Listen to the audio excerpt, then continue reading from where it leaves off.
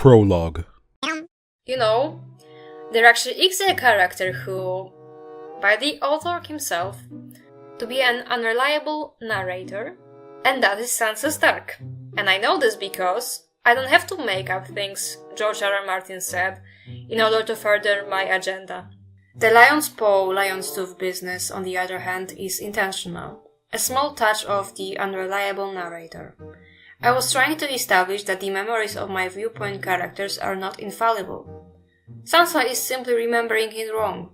If you look at the quoted passage, you will see it says, "My viewpoint characters are not infallible," plural. Martin is saying all of his characters can be unreliable narrators. And if you were really paying attention, you would have noticed there's a mistake here. It was not Sansa that misremembered the name of Joffrey's sword. It was Arya. Viewpoint characters. Sansa isn't the only one. Phoenix Ashes, you just read it. What are you doing? But there is a big problem with something called functional illiteracy. Wait a minute. How did this happen? We're smarter than this. Apparently not.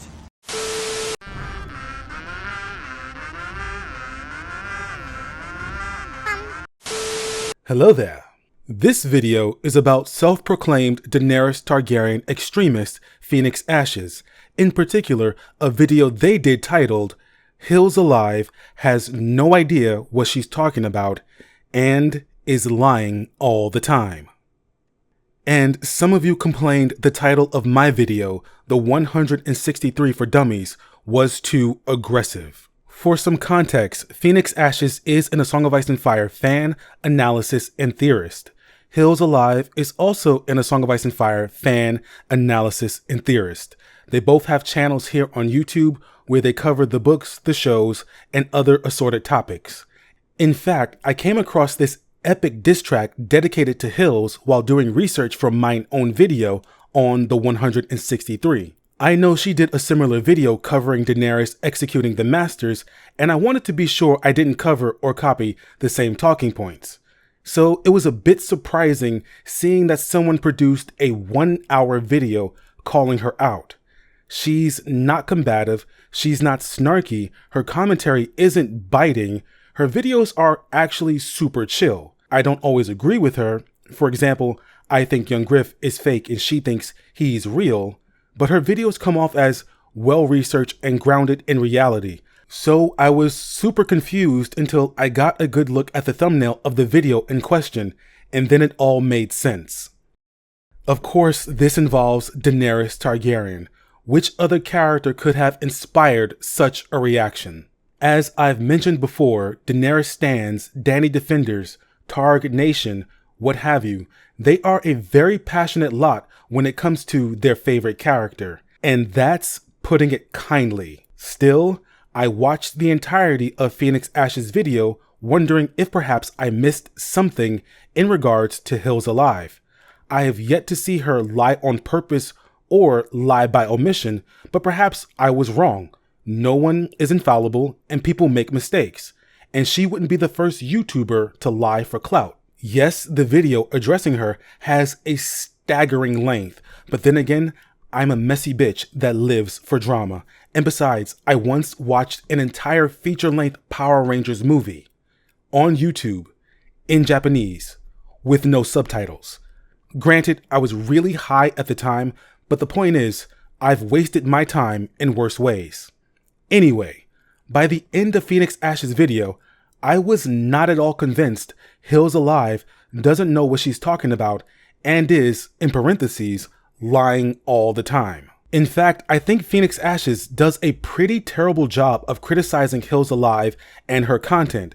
It seems to me that Hills Alive has her own interpretation of Daenerys that Phoenix Ashes thinks is wrong, but not only that, it's an interpretation Hills isn't allowed to have or share, and she should just shut up. No, seriously, that's the entire tone of the video. If I had to summarize the video in one sentence for those of you out there who haven't seen it and don't want to watch it, it would be this. The Targaryens never did anything wrong, especially Daenerys, and never criticized them, ever. Don't you dare do it. To be clear, this video of mine is not a defense of Hills Alive and her content. This is not me debunking the Phoenix Ashes video. Well, at least not the entire thing. Just one small part. I wanted to do the whole thing, and I could do the whole thing because there were a lot of problems with the video. However, there is one part that stood out to me as decidedly wrong. In defense of Daenerys, Phoenix Ashes made a statement that suggested to me they don't understand the levels of privilege in the various circles of power within the story. You see, Phoenix Ashes claimed Dany, as Khaleesi, had no power. Because she had no power, no agency of her own, she did not and could not own slaves. This is blatantly wrong. So here we go, preamble over with. I would like to discuss Daenerys Targaryen's role as Khaleesi of the Writing Men. Was this a position of power among the Khalasar, or was Dany merely a prisoner with no agency of her own? Call this the Khaleesi and the Queen, power and privilege among the Dothraki. To go forward with the discussion, we must go back to Phoenix Ashes' video. Around the 56-minute mark of their video, they include a clip of Hills Alive discussing the power dynamic between Mirri Maz Duur and Daenerys Targaryen. I need to share two clips for context. Here is the first one. Now, it's easy to miss one of the key elements of this exchange, but it really feels like a vital insight into Dany's perspective at this moment. Dany begs Mirri to save Drogo, and offers Mirri her freedom if she does so successfully. To be clear, Mirri Maz Duur is a middle-aged woman who was free up until a few days ago, and unless she failed to mention it, she has never been a slave before. She was enslaved and brutally, repeatedly as a captive, specifically in service of Dany's quest for the Iron Throne, and that is a price that Dany was actively willing to let others pay for her benefit. As she sees the horror of the sacking around her, she literally thinks to herself, this is war. This is what it looks like. This is the price of the Iron Throne. Now, you at the very least actually cite the books to back your claims. That is a progress. Except you intentionally leave out whatever may make your claim not hold up. May I remind you, Daenerys is at this point a naive, 14-year-old bridal slave who at first tries to rationalize the violence around her, but as soon as she witnesses too much, she puts an end to it as best as she can in the position that she is in. Again, if you hadn't already noticed, this is a 14-year-old pregnant bridal slave who knows full well that all her power derives from Drogo, and without Drogo, she is at the complete mercy of the Khalasar. At that point, not only Dany's life depends on it, but also the lives of the women she claimed in order to save them from further suffering. You know, the ones you call the slaves of this 14-year-old bridal slave. And wouldn't you know, once Drogo dies, and the power struggle begins in the Khalasar, only Jorah's protection is what saves Dany from death.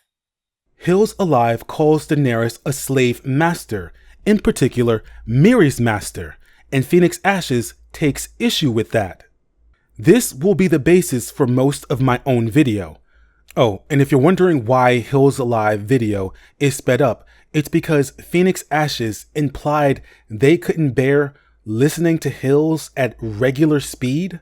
There's a lot of personal insults thrown about the video. It's kind of wild.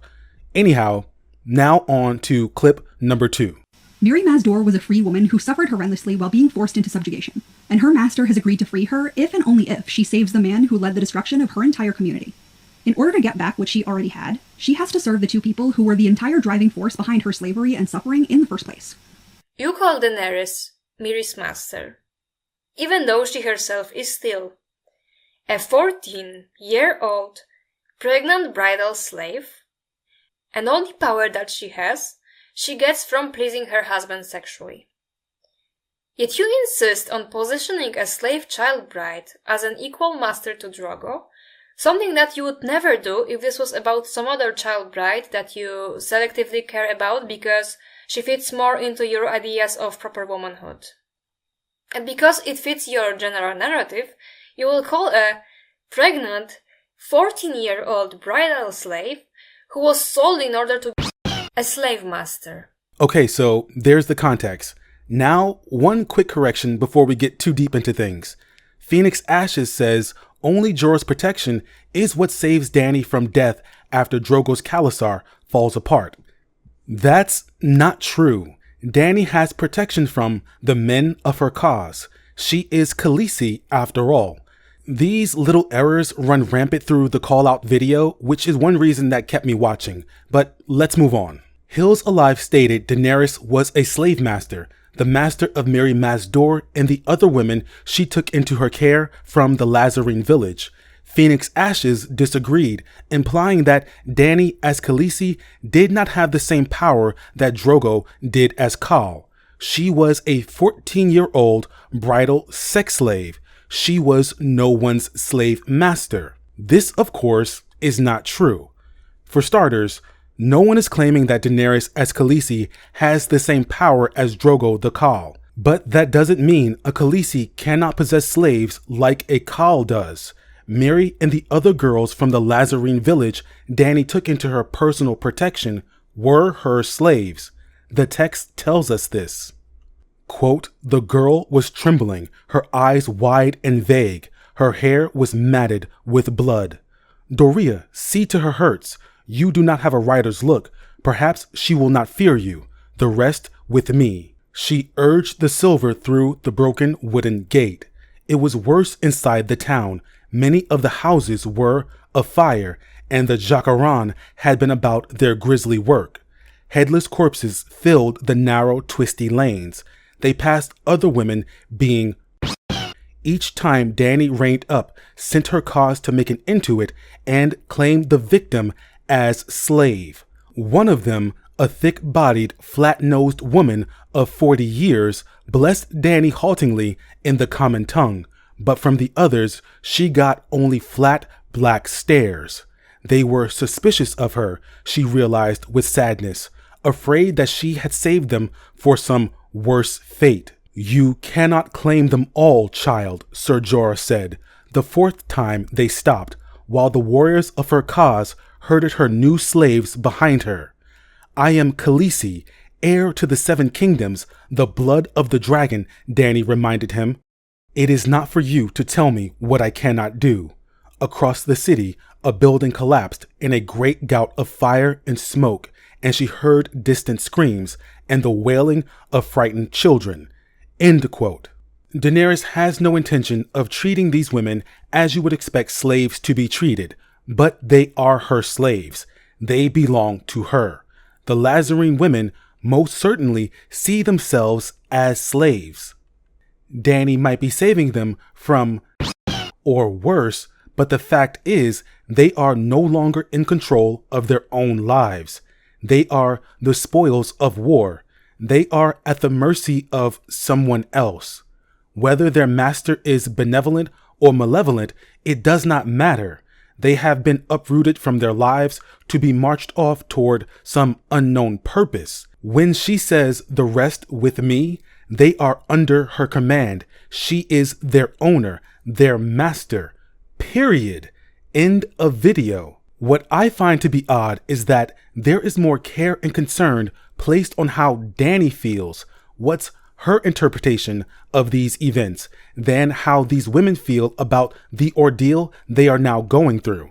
They are victims, and Dany says she can see in their eyes they do not trust her, that perhaps they're afraid she has saved them for some worse fate.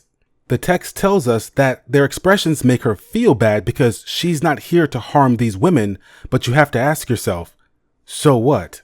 Again, why is there more care and consideration into how she feels in this moment than there is for how the women feel? They are the newly enslaved, and if they were worried they were being saved for some worse fate, they were not wrong.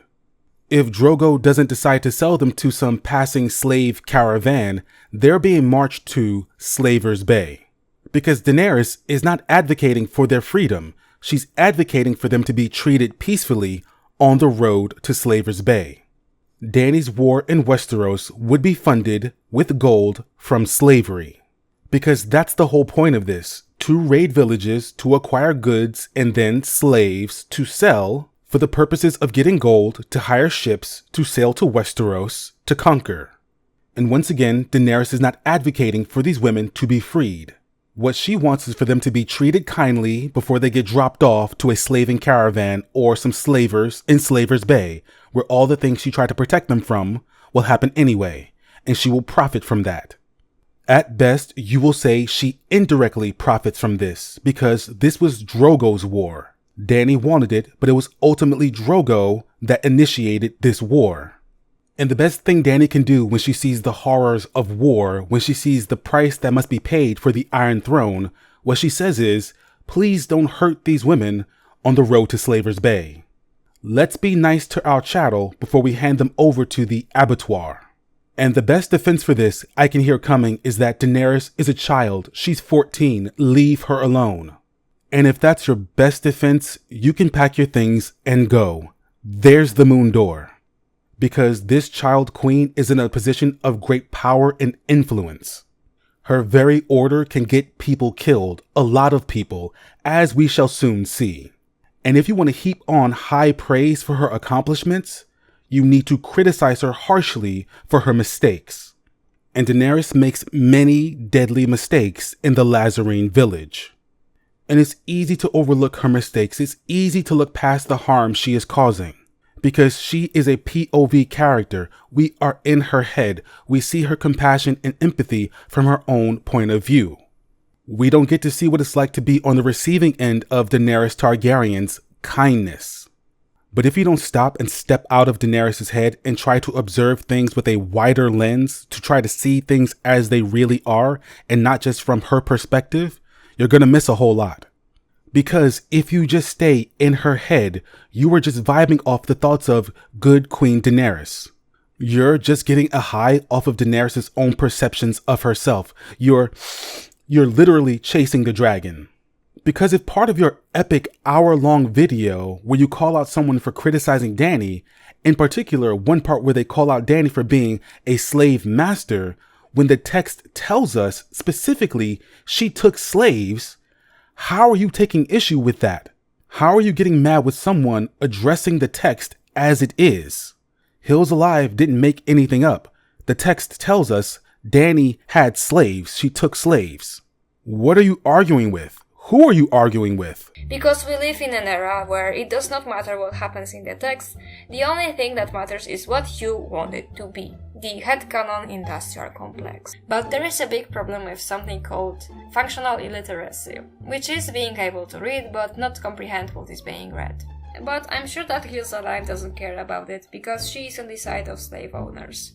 It's like rain. And you would think after this, Daenerys would never participate in slavery in such a way ever again. Until she gets to Meereen, where she allows people to sell themselves into slavery, and she takes 1/10 of the profit of that. How can you end slavery by allowing slavery? And this was not a cold, calculating, and cunning move. This was not Daenerys playing 4D chess, 4D scythe by saying, I'm going to ruin the economy the slavers have by allowing people to sell themselves into slavery. No. That's not what Dany did.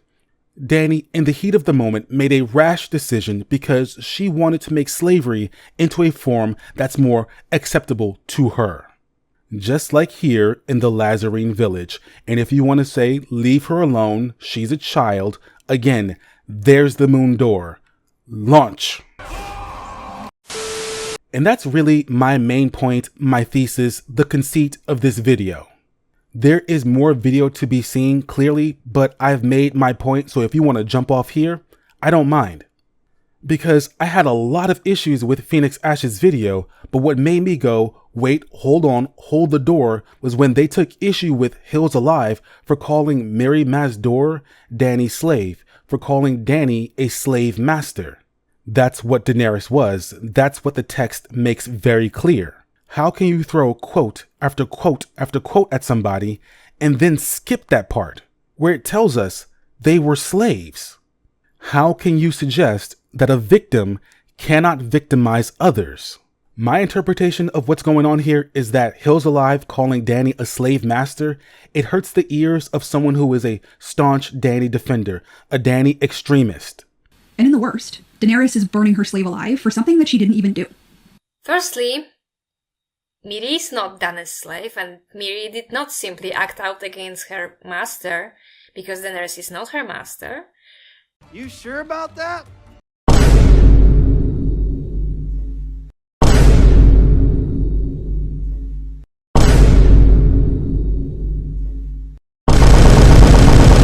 But there is a big problem with something called functional illiteracy.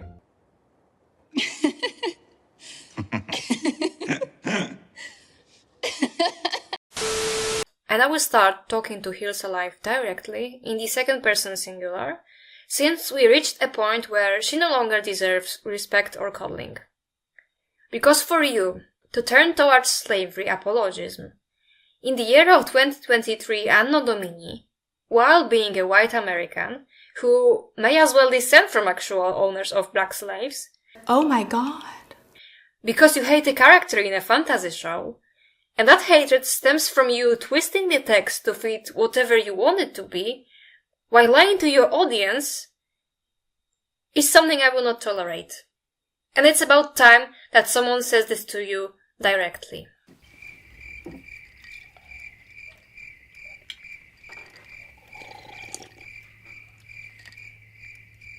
Stop it. Get some help. Phoenix Ashes disparages Hills Alive for being a white American whose ancestors may have owned slaves, yet Phoenix Ashes defends Daenerys Targaryen, a Valyrian whose ancestors were slavers. We know they own slaves. The hypocrisy is just... Not only were Dany's ancestors slavers, she has benefited from slavery herself. She will one day profit off the slave trade as Queen of Meereen. She will fill her war chest with gold from slavery.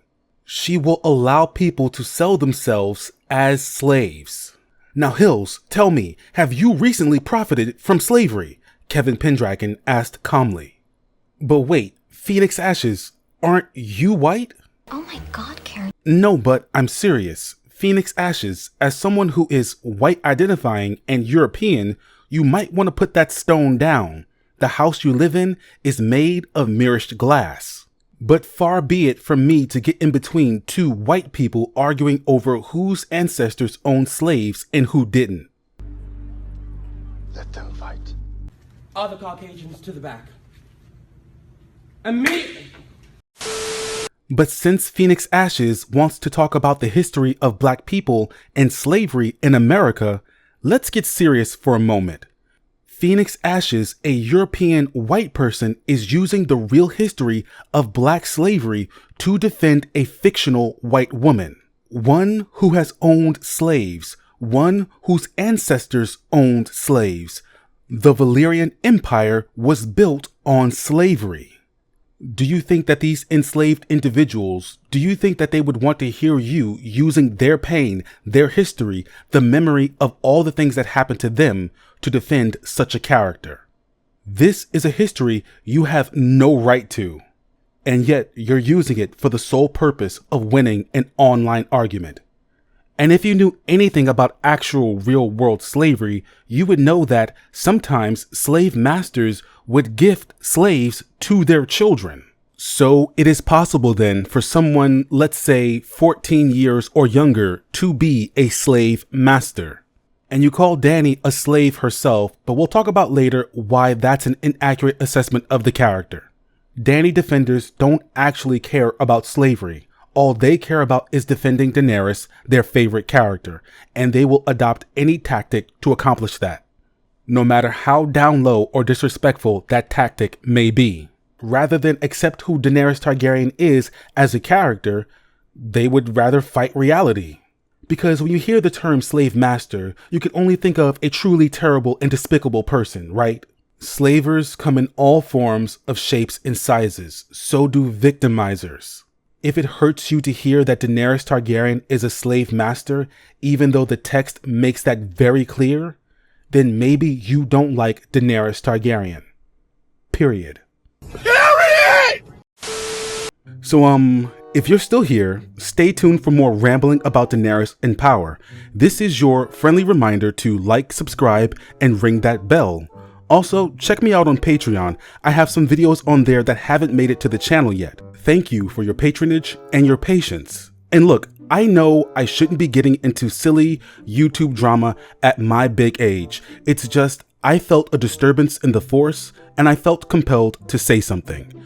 And Phoenix Ashes was wrong. And not only that, they had the nerve to be rude about it. Like, So nasty and so rude. Mary Masdor clearly did not think Dany saved her. Are we to believe she was the only one among these women with that mindset? No, clearly not. What Daenerys is doing is trying to make war and slavery more palatable to her, which is a foolish endeavor. Don't get it twisted, and some of you probably will. We will discuss bad faith arguments later, but this is not me endorsing during war. Dany was right to stop but at the end of the day, these women, they are still slaves. Her slaves. Miri's speech after bringing down Drogo and killing Rhaego points out all the flaws in Dany's thinking. And if you think me calling Dany foolish means I support Miri's quest for revenge, then I promise you that you are not a smart person, and I mean that with the most sincere disrespect. The main thrust of Phoenix Ash's argument is that Daenerys has no power within her role as Khaleesi. Phoenix Ashes states that Dany is a 14-year-old bridal slave, and that was her only purpose. The title of Khaleesi is merely an honorific. It holds no true value. But this is not an accurate assessment of Daenerys or of the title of Khaleesi. A Khaleesi's power derives from her Khal, just so, but this is not so much different than how a queen consort's power derives from their king. In a Khalasar, the highest level of power is the Khal. The next level appears to be the Blood Riders. Following them, it is the Khaleesi. But this isn't a fixed hierarchy. It is said even the mightiest of Khals bows to the wisdom and authority of the Dosh Khaleen, and they are a group of old widowed women. This is only true within Vaes Dothrak, but the point being, power is fluid. There's a whole riddle about it in the books for those paying attention. Some Khals share their spouses with their blood riders. Drogo was not of that type. In Drogo's case, he seemed to actually be in love with Daenerys, his wife, the moon of his life. When Daenerys decided in the Lazarine village to stop all the Drogo supported her decision, ignoring his other riders. This demonstrates a Khaleesi can wield great influence. Now, does that mean I don't think Drogo has never forced himself on Daenerys because she was Khaleesi and the Khaleesi can't be harmed in that way? No, only an actual idiot would think I'm suggesting that. What I am pointing out is that Khaleesi's are not slaves to their Khals, not even 14-year-old Daenerys, who was given to Drogo by Viserys for the price of an army. In fact, Viserys begins to resent Daenerys as her power within the Khalasar grows. More on this in a bit. Drogo's decision to support Dany doesn't come from the sexual favors she provides for him. There was one instance where Dany had to use sex to convince Drogo to change his mind about something, when she desperately wants Drogo to give Viserys a horse again. But we're not led to believe this is how she always tries to get Drogo to do what she wants. At this point of the story, Daenerys and Drogo are calling each other nicknames inspired by Dothraki legend. She is trying to learn his language and he is trying to learn hers.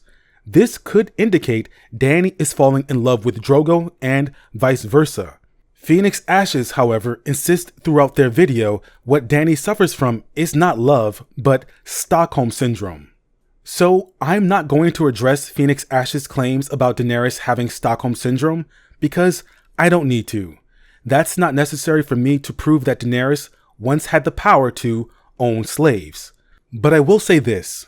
If you look at Dany and Drogo's relationship late in book 1 and you can't believe she's calling him sweet nicknames and admiring his body and his long braided hair, You can't possibly believe she loves him and would literally die for him. You think this behavior is so abnormal, she must be suffering from some sort of mental trauma because that's the only excuse for her actions. Dany would never love a slaver or a... So you write off her behavior as some sort of trauma response. Let me suggest to you, then maybe you don't actually like Daenerys Targaryen. When Daenerys decided in the Lazarine village to stop all the... Some men argued, some men fought and died, but these men did not ignore the order of the Khaleesi because the Khaleesi has power. Power over the people within the Khalasar.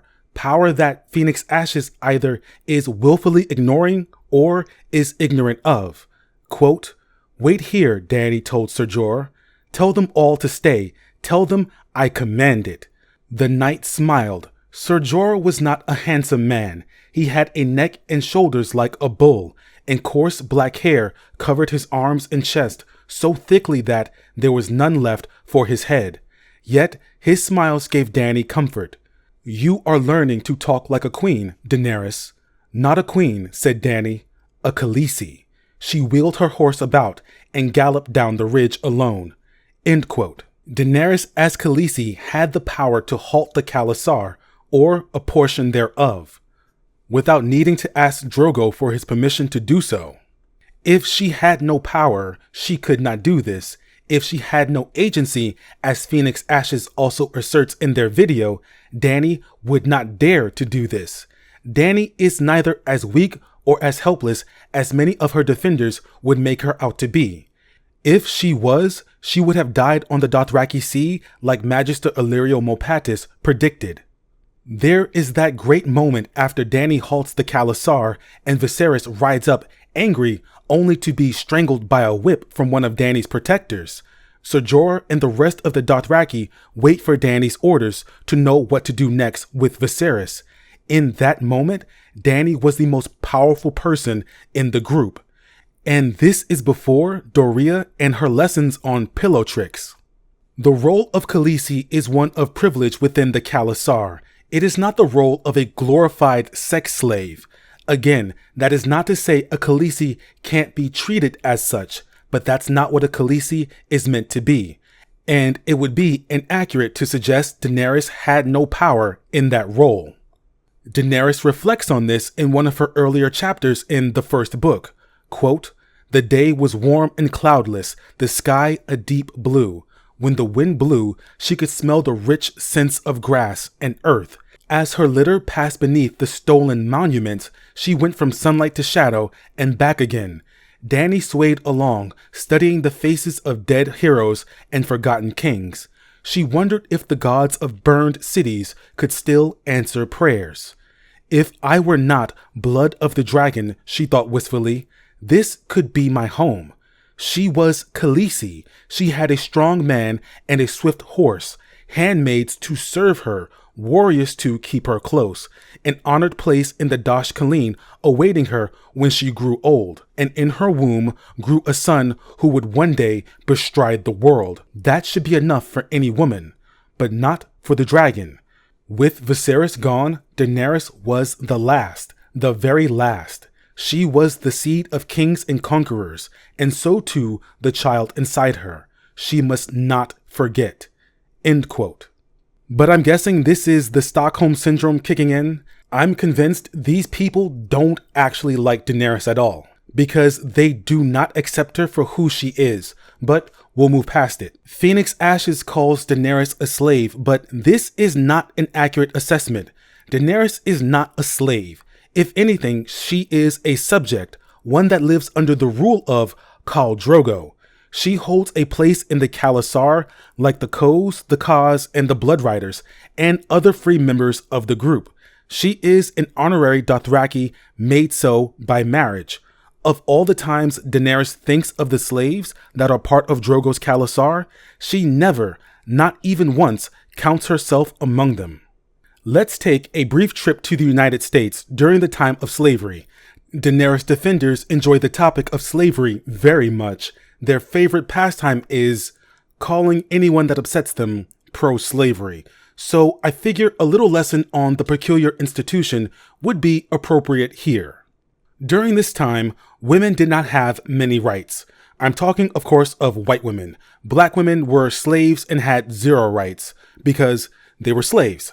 The wealthy white women were treated to arranged marriages that sometimes they were unable to oppose. The age of consent was also quite low, and so you might have a very young white woman with few rights of her own living on a plantation with a man she may or may not have wanted to marry, surrounded by slaves. Marital was not a crime, so she could be violated by her own husband and he would face no punishment. Does this mean that she, the mistress of the plantation, was powerless? No, the wife of a slave owner wielded a terrible power of her own. Their victims were typically the slaves. There are horror stories of what these mistresses did to the slaves. White women of the time were disenfranchised, but they were still capable of owning slaves themselves. Some wives of slave owners did take pity on the slaves. They shared some level of victimhood as they were all powerless under the hand of the slave master who owned all the property. Does that mean the mistress of the plantation was on equal footing with the slaves because she was sold off to be married to some slave master? No, that would be utterly absurd. Yet Phoenix Ashes seems to be completely disregarding that Dany was in a similar position as those mistresses, the wives of the slave owners. They are disregarding that Daenerys did own slaves.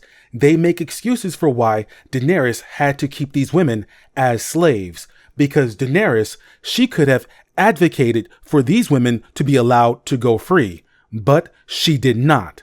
Her alternative was a gentler form of bondage. What Phoenix Ashes is doing is apologizing for why Daenerys had to keep slaves. This is a pro-slavery stance. Slavery, I suppose, is acceptable so long as Daenerys Targaryen is the one doing it.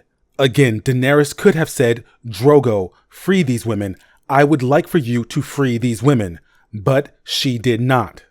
I believe the misunderstanding that Daenerys was also herself a slave comes from a moment in A Storm of Swords where she and Arstan Whitebeard have a heated moment. Arstan begs Dany not to linger in Slaver's Bay and by the Unsullied. If she arrives in Westeros at the head of a slave army, she would be rejected by the realm. Quote, "Better to come a beggar than a slaver," Arstan said. There speaks one who has been neither. Dany's nostrils flared. Do you know what it is to be sold, squire? I do. My brother sold me to Khal Drogo for the promise of a golden crown. Well, Drogo crowned him in gold, though not as he had wished, and my sun and stars made a queen of me, but if he had been a different man, it might have been much otherwise. Do you think I have forgotten how it felt to be afraid? End quote. Daenerys says Viserys sold her, but not as a slave, and she says Drogo made a queen of her. Tywin Lannister sold off his daughter Cersei and made a queen of her. But a better example perhaps would be Daenerys Targaryen was married to Khal Drogo for an army, much in the same way Lysa Tully was married to Jon Arryn for an army. In all three cases, Dany, Lysa, and Cersei, the circumstances were awful. These women were at the whim of the men that had more power over them. But when it comes to the queen, the Khalessi, or even the wife of the hand of the king, they had privileges and protections the subjects and slaves beneath them absolutely do not have. Now, as for this scene with Arstan, the irony here is that Dany does not realize she's actually talking to Sir Barristan Selmy, former Lord Commander of the King's Guard, and he was almost bought off by the Lannisters. They tried to buy him with land, attendance, and an income to force his retirement. They put a price on him as a person. Do you see what I'm getting at here? So when Dany questions him, wondering, do you know what it's like to be sold? Yes, he does. Daenerys, in that moment, is just being incredibly ignorant. Barristan also knows what it's like to be a beggar, having spent time in Flea Bottom, hiding from Lannister soldiers in gold cloaks before taking ship to Pentos. He says he had little silver during this time, so he slept in septs and alleyways. He wore rough spun clothes, and he had mud on his face. He took his meals in pot shops. Daenerys thinks Arstan has no idea what she's been through, but he can relate in some aspects. She makes these ignorant statements, which is very typical of her character. But we'll move on now. Daenerys was not given over to Drogo as a high-priced concubine or sex slave. She was meant to be his wife, a Khaleesi, a role of honor. Let's return to Dany's wedding when she received a gift from Drogo, a beautiful silver horse. Quote, "She's beautiful," Dany murmured. "She is the pride of the Khalasar," Illyrio said. Custom decrees that the Khaleesi must ride a mount worthy of her place by the side of the Khal. End quote. A person receiving expensive gifts does not mean they are not a slave, to be sure, but in this case, as Illyrio said, the role of Khaleesi has a level of worth, a worthy place by the side of the Khal. We see this in Essos as we do in Westeros. Where a person is positioned in relation to the leader, be it the Khal or king, is important. When your place is right beside the Khal, what does that tell you? To ignore that is to completely disregard the text in order to frame Daenerys as a powerless victim, incapable of harming anyone else. Unless, of course, the intent is to make Dany to be a helpless victim that can't harm anyone else. To make it so that Dany never owned slaves, even though the text tells us that she did. I must needs repeat myself. That would be defending Daenerys for participating in slavery. Daenerys' stance on slavery has changed since the first book, but we cannot disregard that Dany once owned slaves. Her handmaiden Dorea was bought from a brothel. Quote, "Dorea, stay and eat with me," Dany commanded when she sent her other handmaids away. The Lysene girl had hair the color of honey and eyes like the summer sea. She lowered those eyes when they were alone. "You honor me, Khalessi," she said, but it was no honor, only service. End quote. Daenerys has other handmaidens, Irri and Jiqui. It is known. They were slaves taken by Drogo after he destroyed the Khalasar they once belonged to, and it is hinted that even by the 5th book, Jiqui has not fully grasped the difference between servant and slave. Quote, "Help me dress. I'll have a cup of wine as well to clear my head, to drown my dreams." She could hear the soft sounds of sobs. "Who's that weeping?" "Your slave Missandei." Jiqui had a taper in her hand. "My servant.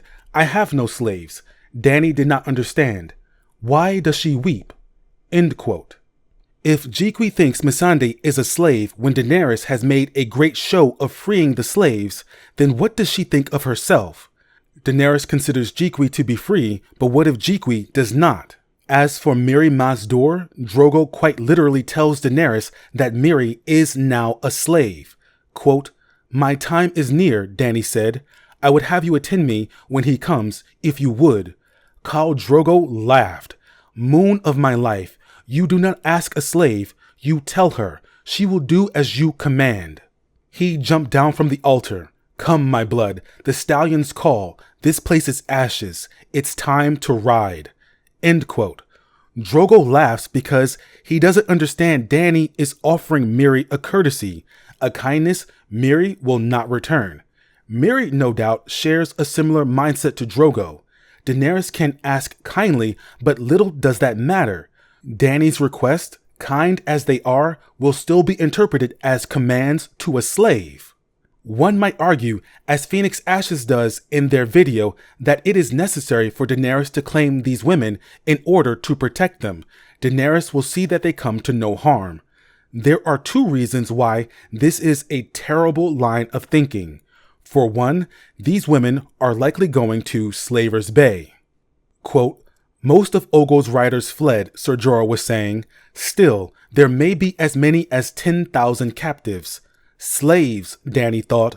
Khal Drogo would drive them downriver to one of the towns on Slaver's Bay. She wanted to cry, but she told herself that she must be strong. This is war. This is what it looks like. This is the price for the Iron Throne. I've told the Khal to make for Meereen, Ser Jorah said. They'll pay a better price than he'd get from a slaving caravan. Illyrio writes that they had a plague last year, so the brothels are paying double for healthy young girls and triple for boys under 10. If enough children survive the journey, the gold will buy us all the ships we need and hire men to sail them. End quote. And look, shut up. I know what happens next. I know what she does next. She stops all the... That's like one of the major points of the video. So if you made it this far, don't comment. But she does. I know. What she does is make war prettier for her, more palatable for her. Because these women, they're still going to be slaves. In the Khalasar or somewhere else. Because you know what? Dany never suggests to free them. Daenerys can claim them, but she cannot keep them forever. Remember, Drogo is raiding in order to raise the funds needed to sail to Westeros. To do that, he needs to sell people into slavery. Daenerys is only protecting them on the road to Slaver's Bay or some other dark fate. Dany also suggested that if Drogo's men want these women, then they should take them gently as wives. So, get this. Daenerys isn't opposed to giving away the women for marriage to Dothraki riders, which is exactly what happened to her. Can't domestic abuse still happen? Isn't marital still a possibility? Dany makes rash decisions with no planning, no idea of what the future looks like. So if we take Phoenix Ash's view on the matter, this uneducated 14-year-old bridal sex slave is now proposing that these other women, these slaves, may also become bridal sex slaves as a safe and happy alternative to their current predicament. Hold on. I need to reset myself. And the second reason why this is a bad line of thinking, if you believe it is okay for Dany to have these women as slaves because she will not harm them or let them come to harm, then you are suggesting it is possible for there to be benevolent slave owners. Daenerys defenders often preach death to all who own slaves. The only good slaver is a dead one. So yeah, what does that say? In fact, Daenerys does not free the slaves until her last chapter in Book 1. Quote, "You will be my Khalasar," she told them. "I see the faces of slaves. I free you. Take off your collars. Go if you wish. No one will harm you. If you stay, it will be as brothers and sisters, husbands and wives." End quote. I can understand why someone would argue fiercely Daenerys is the only thing protecting these women from further harm, but make no mistake, they are still slaves. And if Drogo did not die, many of them would have remained slaves. Some of these women are still slaves. It is safe to assume the new Khals took many of them when Drogo's Khalasar shattered. But it seems if Iroha thought she was safe from harm in Dany's care, she was sorely mistaken. Because after Drogo gets sick when his treatment fails, Iroha is an attendant in Drogo's tent, and Dany gathers her handmaids and guards to assist her with hiding his condition. Quote, "She would not have any see Drogo this way, in delirium and weakness. When her cause came up, she posted them outside at guard. Admit no one without my leave," she told Drogo. No one. Iroha stared fearfully at Drogo where he lay. "He dies," she whispered. Dany slapped her. "The Khal cannot die. He is the father of the stallion who mounts the world. His hair has never been cut. He still wears the bells his father gave him." End quote. That is Iroha's only dialogue in the books. These two words could have been spoken by Irri, Jhiqui, or Doria. Why then Iroha? It had to be Iroha. It had to be one of the many women Dany took under her care, only for Dany to demonstrate she is just as capable of causing these women harm as the men are. This moment is extremely meaningful, yet it is often overlooked. One might argue Dany is a 14-year-old bridal slave. She is frightened. We can excuse this moment because tensions are high. But again, Martin is demonstrating something with this moment of her lashing out at Iroha of all people, because Daenerys could have hit anyone else. She could have hit herself in frustration, stomped the ground, pulled her own hair. There are a myriad of ways to show Dany being frightened, but Martin chose to show us Daenerys slapping Iroha. Isn't Iroha a frightened girl? A slave?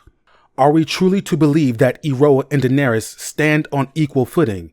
Then could Iroha have slapped Dany out of fright in that moment? Imagine the response if she did.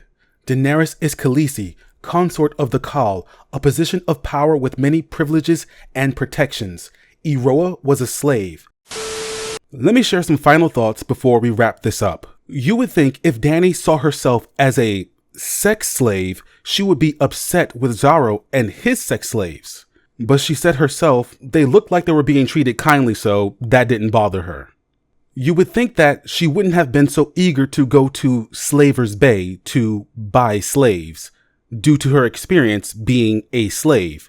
But Daenerys was never a slave.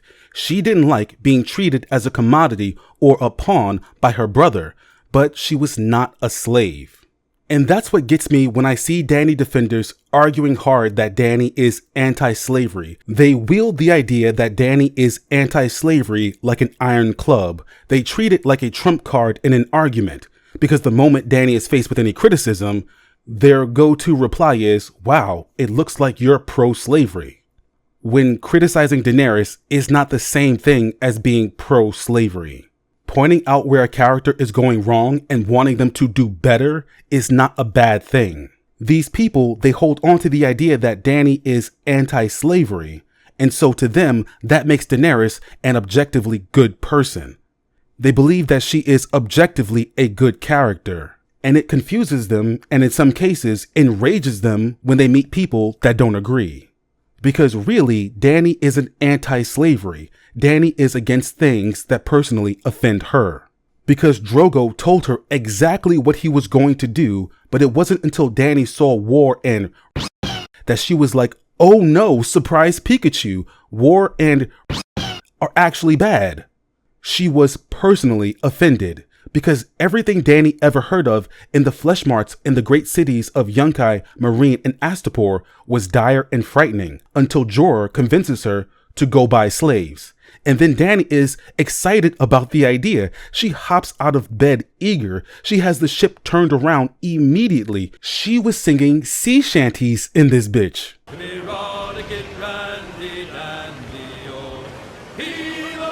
Until she sees personally how the slaves are treated, then she's like, oh no, surprise Pikachu, slavery is actually bad. And these are things at 14 she should already know. Especially the thing about going to Astapor, because she was warned beforehand. She knows that slavery is illegal in Westeros. She has already freed people, so why would she want to go buy more slaves? It's not until Dany is personally affected that she decides what she's against. She has an inconsistent set of values, because even after Astapor, she lets people sell themselves into slavery. She doesn't realize she's enabling and profiting from the same system that saw the 163 children butchered. The same system that made Astapor a city so vile she decided to sack it. A system that runs on exploitation. So while Dany is told these people, these volunteer slaves, will be treated gently, there's no guarantee of that. Yezen Zokagaz, we are told, doesn't treat his slaves too harshly, but then again, he has a brutal slave overlord named Nurse. And then we find out he dies. So what happens to his slaves? Daenerys Targaryen took the Lazarine girls as slaves to protect them, but then she slapped the shit out of Iroha. There's no safe, gentle slavery. It would be better to say that Dany is pro-freedom of choice. If you want to be a slave as long as it's your choice. If you want to follow me as your leader, follow me as long as it's your choice. You can fight in the fighting pits as long as it's your choice.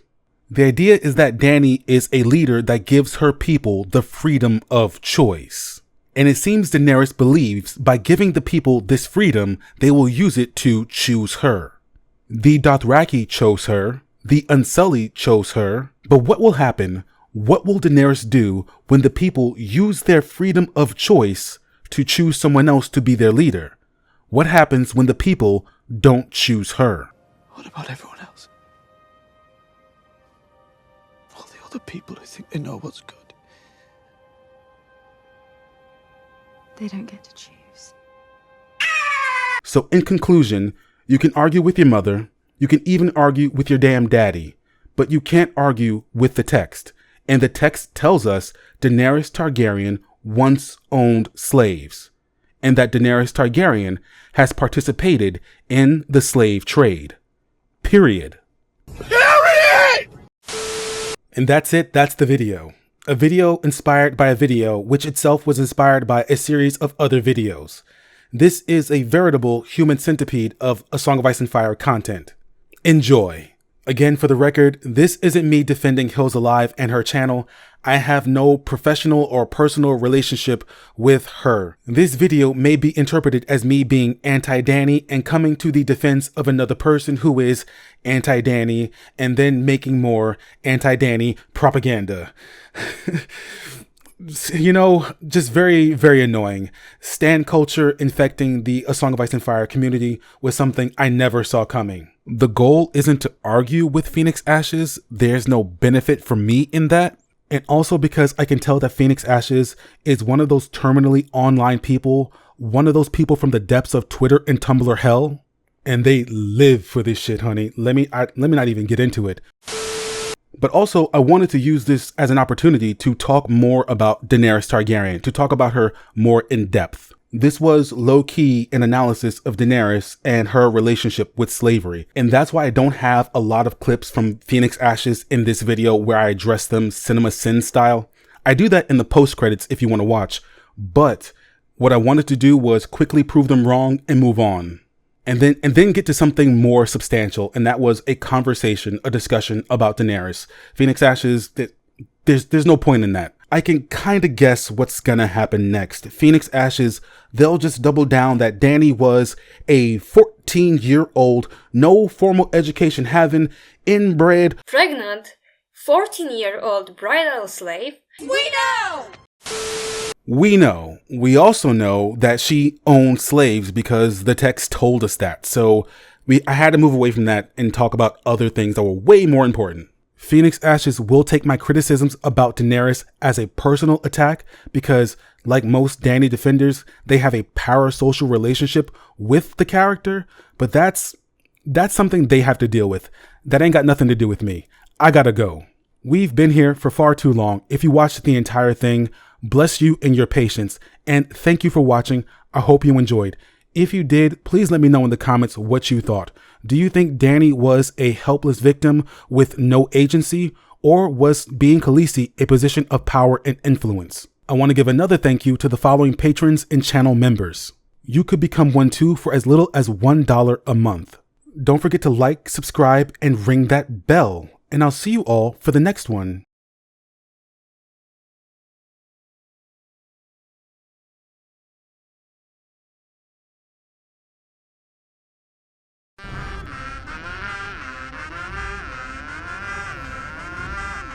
Dany takes 163 leaders and doles out the punishment towards them, and spares the rest. However, we and she have no idea who is actually responsible for the heinous acts committed against the children. And it is a near guarantee that there weren't exactly 163 masters who were personally responsible for the 163 crucified children. So what that essentially means is that regardless of whether or not Daenerys over or undershot the number of people who were culpable in these acts, the alleged justice that was served in some form of retribution for the children was anything but just. If they are leaders, then they are complicit in this act. How many times does this have to be explained before you people get it? Daenerys merely executed 163 slave masters. She did not find out who was responsible for killing the children. That means that person or persons could still be out there, vibing in their pyramids, eating honeyed locusts and unborn puppies, straight chilling because they didn't get executed. They got away with murder.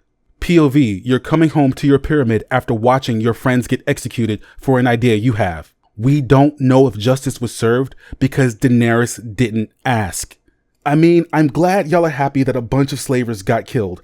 I don't want them to get off scot-free for committing slavery, but I want to know if the murderers of these children were got. Is there murder? There could be a murderer. Did she? I feel like I'm losing my mind because did she get the killers or killer or did she not? We don't know. And even if they weren't, they were slavers who benefited from the system that killed these children in the first place. They owned human beings as property. And for that alone, they deserved punishment and suffering. They still profited immensely from slavery, no matter in how many pretzels you twist yourself. Dany looked at Astapor and said, "We will do the same. Why would you copy anything from a city you hated so much that you sacked it?" So now Dany rules from a pyramid in Meereen where she wears a tokar and profits from slavery. Now you have become the very thing you swore to destroy. It's very easy to get caught up in Dany's POV trap in many ways. But one of the biggest traps is that because she sees herself as the world's main character, the reader or viewer immediately assumes that she must be right. You know, there actually is a character who, by the author himself, to be an unreliable narrator, and that is Sansa Stark. And I know this because I don't have to make up things George R.R. Martin said in order to further my agenda. George R.R. Martin actually says that it's Sansa who has lapses in memory. The lion's paw, lion's tooth business, on the other hand, is intentional. A small touch of the unreliable narrator. I was trying to establish that the memories of my viewpoint characters are not infallible. Sansa is simply remembering it wrong. A very minor thing. You are the only one to catch it to date. But it was meant to set the stage for a much more important lapse in memory. You will see in A Storm of Swords and later volumes that Sansa remembers the Hound kissing her that night he came to her bedroom. But if you look at that scene, he never does. That will eventually mean something, but just now it's a subtle touch, something most of the readers might not even pick up on. If you look at the quoted passage, you will see it says, "My viewpoint characters are not infallible," plural. Martin is saying all of his characters can be unreliable narrators. And if you were really paying attention, you would have noticed there's a mistake here. It was not Sansa that misremembered the name of Joffrey's sword. It was Arya. But Phoenix Ashes blunders through the whole thing, attributing all this to Sansa, not acknowledging the mistake because it's convenient for the sake of their anti-Sansa stance. Viewpoint characters. Sansa isn't the only one. Phoenix Ashes, you just read it. What are you doing? But there is a big problem with something called functional illiteracy. Clearly, Phoenix Ashes doesn't subscribe to the Lemongate theory, and neither do I, large portions of it. But Martin has hinted there is something about Dany's memories of her past. So again, it's not just Sansa who has problems recalling things correctly. I don't fault Phoenix for not knowing every single not a blog post or George R.R. Martin interview, but it said it right in the passage they quote. Martin said it. He said, "My viewpoint characters are not infallible." How did they miss that? Functional illiteracy. All the viewpoint characters are unreliable. Hang on, watch this. It's going to be really funny. Quote, "You speak of sacking cities. Answer me this, sir. Why have the Dothraki never sacked this city?" She pointed. "Look at the walls. You can see where they have begun to crumble. There and there. Do you see any guards on those towers? I don't. Are they hiding, sir?" End quote. Now Dany has just pointed out that Astapor has crumbling walls, but that is in book 3 before she sacks the city. Then in book 5, when she hears of the political turmoil in Astapor, when she hears that Yunkai sellswords have attacked the city, she says this, quote, "Has the city fallen then? Its walls were thick." "That is so," said the bricklayer, a stooped back man with rheumy eyes, "but they were old and crumbling as well." End quote. But is this Dany misremembering, or is this her lying to herself because she can't face reality? Either way, the source is unreliable. Interestingly, it is mostly an emotional reaction that drives her to kill them, and it is mostly an emotional reaction that makes her regret killing them as well. Dany's emotional inner life is what makes her an appealing and relatable character, but it is also what exposes her as a very poor ruler. So now you take a 15-year-old who had no formal education. 15-year-olds with no formal education should not be in positions of absolute power. And was basically thrown into a leadership position. Daenerys was not thrown into a leadership position. She chose to be queen all the way back in Book 1 on the Dothraki Sea. She sacked Astapor, she made Yunkai cave to her demands, and she sacked and claimed Meereen. She chose to remain as Queen of Meereen. This was her choice. The only position of power she was thrown into is that of Khaleesi, but according to Phoenix Ashes, Khaleesi's have no power. According to them, a Khalessi is not a leadership position. So which is it? These people will say anything to make Dany out to be the poor, helpless victim. When it comes to the good in Dany's story, she's an active character. She made those things happen. When it comes to bad moments, Dany is passive. These bad things happen to her. It wasn't her fault, so you can't criticize her. You can't blame her. That bad thing happened to her. She is reacting to something bad. Such weak, spineless storytelling from such weak, spineless people. Dany was thrown into a leadership position. Do y'all see how passive and weak that is? She claimed it. She conquered. She's an actual strong character. Your interpretation is of a weak, passive character with no agency, not the strong, three-dimensional character that Daenerys actually is.